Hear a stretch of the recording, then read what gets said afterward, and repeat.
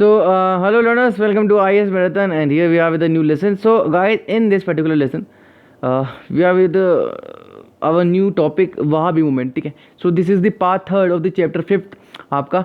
सो इसके अंदर हम काफ़ी कुछ देखेंगे. Wahhabi movement, Sikh reform movement आए थे, अलीगढ़ मूवमेंट देखेंगे. सो ये बहुत इंपॉर्टेंट होता है गाइस. लेकिन इसके अलावा तो आप इतने लिमिटेड मत रह जाना इसको, आप अपने से ही पढ़ना है इसको. लेकिन मतलब मैं आपको बता तो रहा ही हूँ. ठीक है. लेकिन इसके अलावा आपको जो मेरा अनअकैडमी वाला कोर्स है तो वहाँ पर तो जाकर के देख के आना ही है. एक एक चीज़ें बताई मैंने इसमें, पारसी रिफॉर्म्स क्या थे, है ना. लेकिन यहाँ पर मैं जो बता रहा हूँ मेंस पर्सपेक्टिव जो बहुत हाईली जो है आ सकते हैं. उसके अलावा मैंने वहाँ पे सेवा सदन, है ना, भारत धर्म, बहुत छोटे छोटे जो रिफॉर्म मूवमेंट हुए थे. ठीक है. जो कि मेंस में कम चांसेस है, लेकिन प्रीलिम्स में बहुत ज़्यादा चांसेस होते हैं उसके. ठीक है. तो वो बताया मैंने. सेल्फ रेस्पेक्ट मूवमेंट क्या था, उसके अलावा टेम्पल एंट्री मूवमेंट क्या रहे, इंडियन सोशल कॉन्फ्रेंस क्या थी, है ना, वहाँ भी मूवमेंट हम देख ही रहे हैं. उसके अलावा मीर मूवमेंट. तो ये सब उसके अंदर आपको दिखाया, मैंने आपको बताया उसके अंदर एक एक बातें बताई मैंने. ठीक है. सो एक बार देख लेना बस, और क्या. ठीक है. तो लिंक दे दूंगा नीचे, बस क्लिक करना, पहुंच जाओगे. उसके बाद देख के आ जाना सीधा इस पर. ठीक है. तो देखो अब देखो ये जितना ही वहाबी मूवमेंट है, फर्स्ट ऑर्गेनाइज्ड मुस्लिम रिस्पॉन्स था वेस्टर्न इन्फ्लुएंसेस को. यानी कि किस तरीके से वेस्टर्न इन्फ्लुएंस किए जा रहे थे. जो मुस्लिम था ना, उस इस्लाम रिलीजन उस टाइम पे भी जो था बहुत वुलनरेबल था, क्योंकि पुअर कंडीशन थी यहाँ के लोगों की. ठीक है. जो इस्लाम के मुस्लिम्स थे, क्यों, है ना. तो अब ड्यू टू दिस जो क्रिश्चियन मिशनरीज होते थे वो अटैक करते थे इन पर डायरेक्ट अटैक करके कि इन्हीं को बदलो भैया, है ना. सो अब इनके रिवाइवल में ये लेकर के आई है. सो वहाँ भी मूवमेंट जो है इसके रिस्पॉन्स में आया. सो यहाँ पर शाह वलीउल्लाह जो कि फर्स्ट इंडियन मुस्लिम लीडर थे 18th सेंचुरी के, who express concern at the D generation which had set in among Indian movement. तो सबसे पहले अगर आपको बताऊं तो वलीउल्लाह ही जिन्होंने इसको जो है एनालिसिस किया. ठीक है. इसके बारे में देखा. His contribution to the Muslim reform movement was twofold. दो तरीके से हम इनके जो है कॉन्ट्रीब्यूशन को देखते हैं. He urged the desirability of the creating a harmony among the four schools of the Muslims. ठीक है. Muslim jurisprudence which had divided Indian Muslims. अभी इन्होंने अर्ज किया कि जो है हारमोनी लेकर के आया जाए अपने रिलीजन के अंदर, इस तरीके से. ठीक है. जितने भी मुस्लिम्स के स्कूल्स हैं इंडिया में, उस तरीके से. He emphasize the role of individual conscience in religion. He emphasize the role of individual conscience, यानी कि इंडिविजुअल कॉन्साइंस किस तरीके से हमको देखने को मिलेगा यहाँ पर एक रिलीजन के अंदर, तो उसको इन्होंने एम्फेसाइज किया बहुत ज़्यादा. यानी कि हर धर्म, हर रिलीजन, यानी कि स्पेशली जो आपका जो इस्लाम है, इसको किस तरीके से इन्होंने देखने को कहा, तो वो बहुत बड़ी बात है. अब he held that in cases where the Quran and the Hadith, है ना, could be liable to conflicting interpretation, the individual could make a decision on the basis of his own judgment and conscience. ये conscience में ज़्यादा believe करते थे. Conscience मतलब क्या, आपने एथिक्स में पढ़ा होगा इसको. कंसाइंस मतलब जो मन की आवाज़ होती है. ठीक है. So the inner voice of the people. अब अगर वहाबी मूवमेंट के बारे में अगर आपको और भी बातें बताऊं जो कि मैंने अपने अनअकैडमी वाले कोर्स में बताई है, मतलब एक जो है डिटेल बताया. लेकिन यहाँ पर आपको बता दूं मैं, देखो किस तरीके से यहाँ पर जब 1857 का रिवोल्ट हुआ, 1857 का रिवोल्ट हुआ, तो उस टाइम पे ये जो वहाबी मूवमेंट था ना, उसने बहुत ही ज़्यादा एंटी कॉलोनियल फीलिंग्स को बहुत बढ़ाया. ठीक है. एंटी कॉलोनियल फीलिंग्स बढ़ाई यहाँ पर लोगों के अंदर. ठीक है. लोगों को इंस्पायर किया था. Wahhabi movement fizzled out in the phase of the British military might in the 1870s के अंदर. ये फिजल आउट हो चुका है पूरी तरीके से. ठीक है. क्योंकि जो यस ब्रिटिशर्स माइट है वो कुछ भी कर सकते हैं. इसी के अंदर हम एक और बात देखते हैं, दारुल हर्ब, और जब इनका जो दारुल इस्लाम है, दारुल इस्लाम, ये कहते थे कि दारुल दारुल हर्ब, जो लैंड ऑफ द काफिर को हटा करके द लैंड ऑफ इस्लाम बनाना है हमको. तो ठीक है, वो भी इसी का है. ठीक है. अभी ये सब बातें बताई मैंने पहले उस वाले कोर्स में. तो अब अलीगढ़ मूवमेंट की बात करते हैं. बहुत ही ज़्यादा अलीगढ़ मूवमेंट बहुत ही इंपॉर्टेंट है. जितने भी मुस्लिम रिलेटेड मूवमेंट हुए उसमें अलीगढ़ मूवमेंट बहुत ही इंपॉर्टेंट है. तो आपको इसमें बता दूं मैं कि सबसे पहली बात तो ये है कि the legacy of the revolt of 1857. इसमें बात ये आती है, देखो मैं बोल के बताता हूँ आपको. हाँ. ठीक है. सो यहाँ पर बात आती है कि जो रिफॉर्म मूवमेंट है, उस मतलब जो ब्रिटिश 1857 का जो रिवोल्ट हुआ था, तो उसके अंदर मुस्लिम्स को मेन कॉन्स्पिरेटर बताया गया था कि मुस्लिम ही है जिन्होंने जो है मेन कॉन्स्पिरेसी की है हमारे खिलाफ, है ना. ब्रिटिशर्स ऐसा सोचते थे. तो अब इसकी ये जो व्यू था ना, उसको फर्दर स्ट्रेंथन किया जो ये वहाबी पॉलिटिकल एक्टिविटीज़ थे, इन्होंने इसको और ज़्यादा बूस्ट कर दिया. ठीक. तो उसके बाद जो ये बाद में क्या हुआ, जो मुस्लिम्स को इन्होंने ऐसे नहलाया लेने की कोशिश करी. ये चाहते थे, कौन, ब्रिटिशर चाहते थे जो कि जो इंडियन नेशनल कांग्रेस है, इंडियन नेशनल कांग्रेस, उनके अगेंस्ट हमको कुछ ना कुछ तो चाहिए होगा, कोई ना कोई तीर तो चाहिए. तो उन्होंने उनको तैयार करना चाहा. अब ये जो नेशनलिस्टिक पॉलिटिकल एक्टिविटी चला रहे थे इंडियन नेशनल कांग्रेस वाले उस टाइम पे, सो उसके खिलाफ इन्होंने इन मुस्लिम्स को रेडी करने का सोचा, ठीक है। अब इन्होंने इनको बहुत सारे कंसेशंस दिए, ठीक है, मुस्लिम्स को। अब इसमें से एक सेक्शन ऐसा था जिसको सरदार, ये जो सर सैयद अहमद खान, सर पता है ना, देखो सैयद अहमद खान के बारे में बात बताता हूँ। ये एक बहुत ही रेस्पेक्टेबल मुस्लिम फैमिली से थे, लोयलिस्ट मेंबर थे, यानी कि जो ब्रिटिश रूल को क्या करते हैं, सपोर्ट करते हैं, ठीक है। जुडिशियल सर्विस में भी थे ये। उसके अलावा जो इंपीरियल लेजिस्लेटिव काउंसिल के मेंबर बने। उसका नाइटहुड भी मिला इनको, तभी तो सर पड़ा है सर इनके आगे। 1888 में इनको नाइटहुड मिला, ठीक है। और भी बहुत सारी चीज़ें इन्होंने की, और कुरान को साइंटिफिक ठीक है। तो इसके अंदर जो मुस्लिम रिफॉर्मर थे उसमें सैयद अहमद सबसे आगे थे।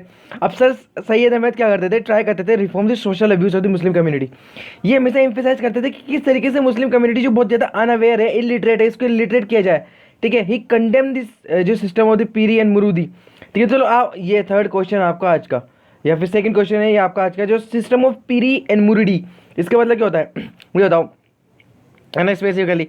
अब पीर and फकीर्स claimed to be the followers of the Sufi school and passed mystic words of their disciples, जो मुरीद होते हैं, ठीक है। तो यहाँ तक मैंने बता दिया आपको। अब इसके पीछे का ऐसा एक फैक्ट बताओ मुझे जो कि बहुत इंटरेस्टिंग है, वो आपको मैं यहाँ पर नहीं बता रहा हूँ, ठीक है। So he also condemn the institution of the slavery को कंडेम किया, and describe is un Islamic, इन्होंने क्या किया, अन इस्लामिक है। अब in field of education sir Syed open the MAO school, ठीक है। So MAO school at Aligarh इन्होंने स्टार्ट किया सबसे पहले। अब MAO का मतलब है जो मोहम्मदियन एंग्लो ओरिएंटल कॉलेज, ठीक है। सो बाद में जाकर के अलीगढ़ मुस्लिम बना, अलीगढ़ मुस्लिम यूनिवर्सिटी बना, ठीक है। अब बहुत ही बहुत Muslim art and science and Muslim religion दोनों पढ़ाए जाते थे इसके अंदर। अब soon Aligarh become the centre of religious and cultural revival of the Muslim community. So main point of centre बन गया इनका ये। अब जो है सैयद अहमद खान बहुत सारी चीज़ की बातें करते थे गाइस, देखो आपको बताता हूँ मैं इनके बारे में। सैयद अहमद खान बहुत बातें करते थे इनके बारे में कि प्रैक्टिकल, एक मिनट, कि प्रैक्टिकल मोरालिटी, ठीक है, एक तो इसके बारे में बात करते थे। उसके अलावा बात करते थे ये जो पर्दा सिस्टम है उसको हटाने की, ठीक है। सो पर्दा सिस्टम है उसको हटाने की बात करते थे। उसके अलावा जो पॉलीगेमी है, तो ये थोड़ी बहुत अच्छी बातें हम कह सकते हैं इनकी, ठीक है। पॉलीगेमी उनको हटाने की बात करते थे आपके जो। उसके अलावा ईजी डाइवोर्स की बात करते थे, और जितना पीर एंड मुरीदी इसको तो हटाने की बात करते थे।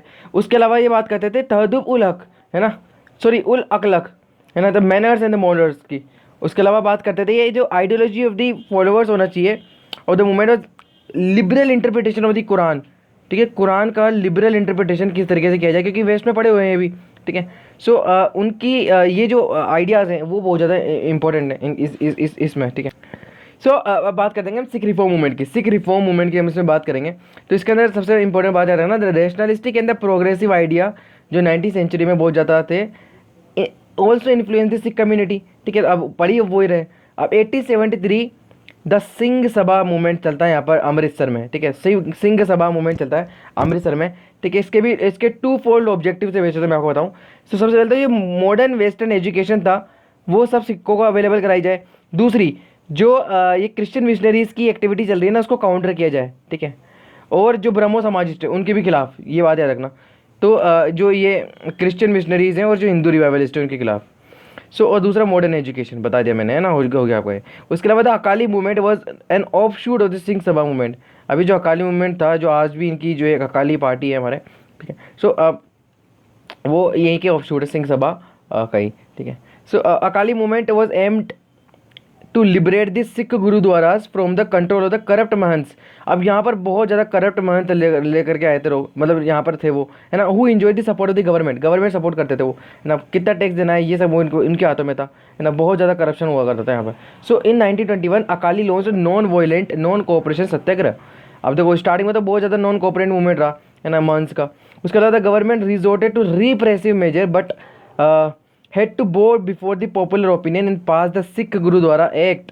अब ये इसके बाद जो है अब इसको अमेंड किया गया, लेकिन बाद में जो हाथ में किन के हाथ में दे दिया, इन्हीं लोगों के हाथ में दे दिया, महंस को हटा करके।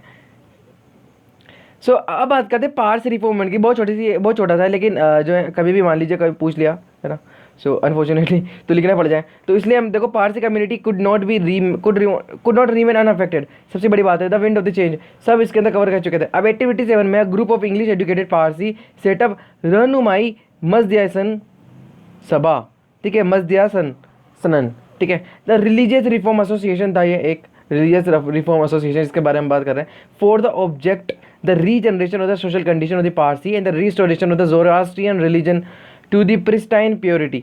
तो जोरास्ट्रियन आपको पता है, ये पारसी रिलीजन होता है, ये जोरास्ट्रियन नहीं होता है, ठीक है। सो द न्यूज़ पेपर रस्त गुफ्तार, ठीक है, तो एक रस्त गुफ्तार करके उस टाइम पे आता था। सो ट्रुथ टेलर को बोलते हैं, propagate the message of the association के बारे में बताया, उनके आइडियाज़ क्या, उनके ऑब्जेक्टिव्स को स्प्रेड किया। In the field of social reform the attention was focused on improvement of the lot of Parsi women in the society, जैसे कि पर्दा मूवमेंट को हटाया जाए, पर्दा सिस्टम को हटाया जाए।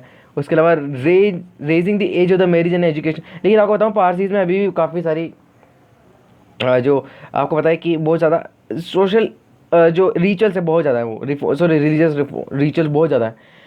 तो अगर आपने अभी रिसेंट में खबर सुना हो तो सुप्रीम कोर्ट ने जो सबरीमाला की जो रिव्यू पिटिशंस आई थी, जो पिटिशन डाली गई थी उसके तो उसको एक्सेप्ट करके उन्होंने कहा कि हम इसको लार्जर बेंच को देखेंगे और जो ज़्यादा पर्सपेक्टिव से उसको देखना चाहेंगे बड़े स्टेज पर। यानी कि एक तो कॉन्स्टिट्यूशनल बेंच बनाई जाएगी, रिव्यू करेंगे, और जो पारसी कम्युनिटी उसका भी जो इसके अंदर की जो वुमेन रिलेटेड डिस्क्रिमिनेटरी होता है तो वो भी हम बताएं, वो भी इसके अंदर हमको देखने को मिलेगा, ठीक है। तो वो उसके अंदर डिस्कस करेंगे सब। तो प्रोमिनेंट लीडर्स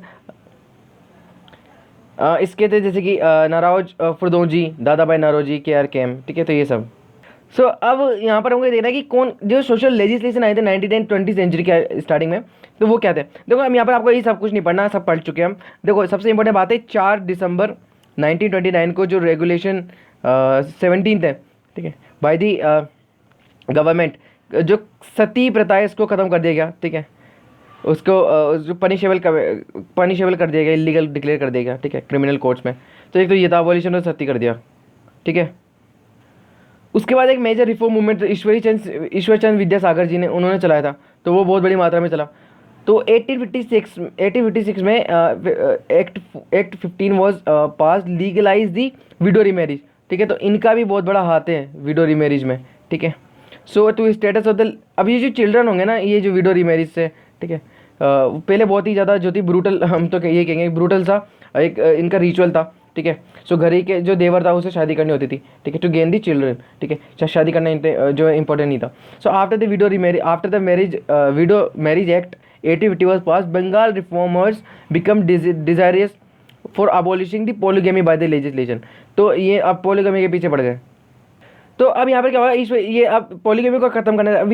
ईश्वर चंद विद्यासागर जो थे मास्टरमाइंड थे सबके पीछे। अब इन्होंने 50,000 लोगों के साथ क्या किया, मतलब वुमेन और मैन दोनों ने सबमिट किया एक पिटिशन, ठीक है, उनके साइन करके। उसके बाद इन्होंने बहुत सारी बंगाल में और वेस्टर्न इंडिया में क्या किया, प्रोपोगेट करना स्टार्ट किया। विडो रीमैरिज एसोसिएशन बना ली इन्होंने। Professor DR Karve found the window home in Poona, window home in Poona बना लिया इन्होंने 1896 में। Several legislation starting from 1807 forbade the slavery and the slave trade. इन्होंने ये तो चलो ये तो सही हुआ यहाँ पर, ठीक है। और खुद इनके जाकर ब्रिटेन और इनमें बहुत लेट हुआ था, ठीक है।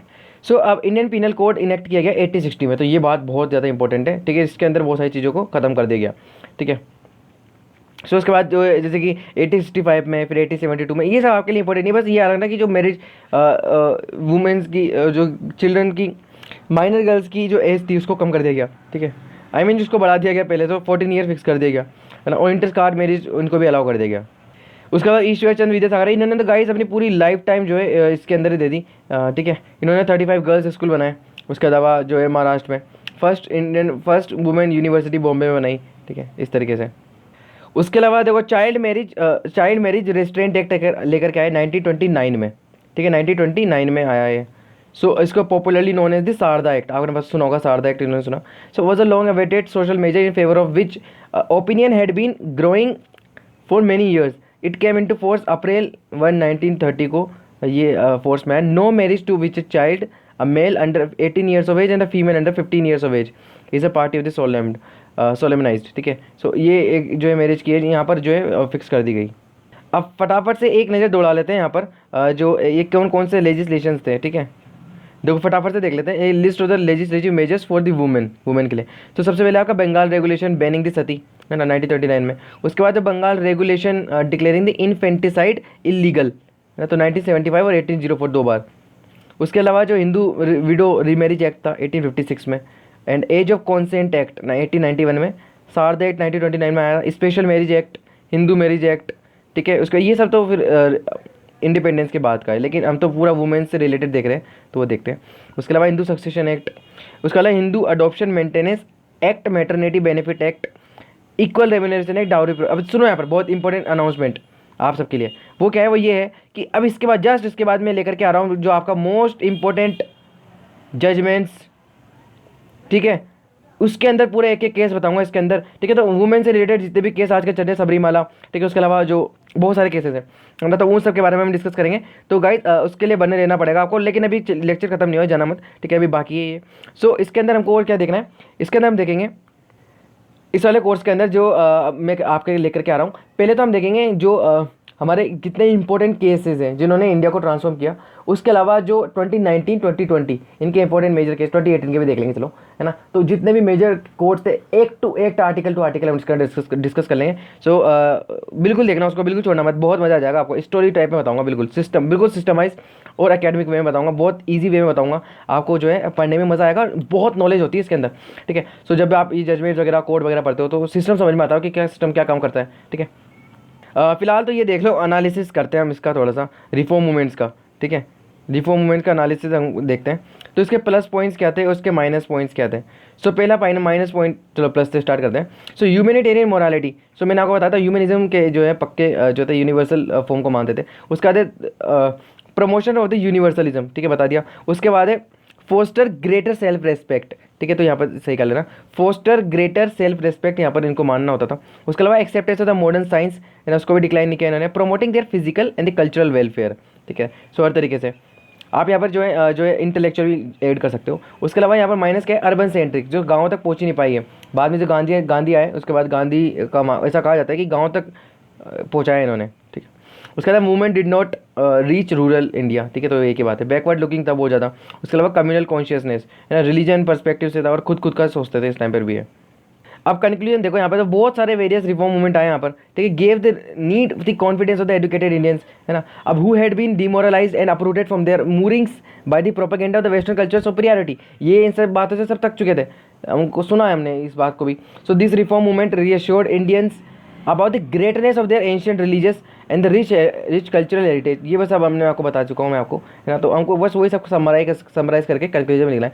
The intelligentsia got a new identity, ये बहुत इंपॉर्टेंट बात है, यानी कि नई क्लास उभर के आ रही थी इंटेलिजेंसिया को बहुत ज़्यादा, and badly which was badly needed, उस टाइम पे जरूरत भी थी हमको। So the reform atmosphere helped Indians to discard many obsolete rites and practices, जो बहुत अच्छा हुआ। And above all a new secular nationalistic outlook was developed. तो ये सब था हमारे। तो अगले लेसन में मिलते हैं, जो हमारा नेक्स्ट लेसन होगा, ठीक है, देखते कौन सा है। तो यस, ये है जो हमें अब तक इंतजार था किसका, जो हमारा 1857 का रिवोल्ट है। तो गाइस बहुत ही डिटेल में, बहुत ही एक एक बातें पता करेंगे हम इसके अंदर, ठीक है। 1857 का रिवोल्ट बहुत ही ज़्यादा इंपॉर्टेंट है। 1857 का रिवोल्ट बहुत ही ज़्यादा इंपॉर्टेंट है, बहुत ही डिटेल में बता रखा है मैंने अपने उस वाले कोर्स में अनअकैडमी पर, उसको जाकर देख लेना। मैं अनअकैडमी पर देखने की इसलिए कहता हूँ क्योंकि वहाँ मैंने बहुत ही इत्मीनान, बहुत ही शांति से समझाया था, लेकिन अब मैंने छोड़ दिया वहाँ पर, ठीक है। अब मैं यहीं पर ज़्यादा फोकस करूँगा और 1857 का हम यहाँ पर समझेंगे बहुत ही डिटेल में। और आपको वहाँ पर देखना है तो प्लीज़ वहाँ पर देख लो पहले, फिर आप यहाँ पर आकर के देख सकते हो, ठीक है। सो मिलते हैं अगले लेसन में, जब तक के लिए stay tuned and have a nice day guys. Please like करो, सब्सक्राइब करो, ये एफर्ट्स आपके लिए कर रहे हैं हम, ठीक है। तो जितना हो सके कोई भी लेक्चर में कोई भी गैप नहीं आएगा आपके, ये मेरी प्रॉमिस है आपसे ना, इतना तो बिलीव कर सकते हो आप मुझे, ठीक है। और टेलीग्राम जरूर ज्वाइन करने ना, ताकि नोट्स मिल जाए आपको वहाँ से, ठीक है। सो एब्सोल्युटली फ्री, कोई चार्ज नहीं होंगे आपके हमेशा। तो हमारी एक ही कंडीशन है, नो कंडीशन। तो गाइस मिलते हैं अगले लेसन में, जब तक के लिए stay tuned and have a nice day, thank you.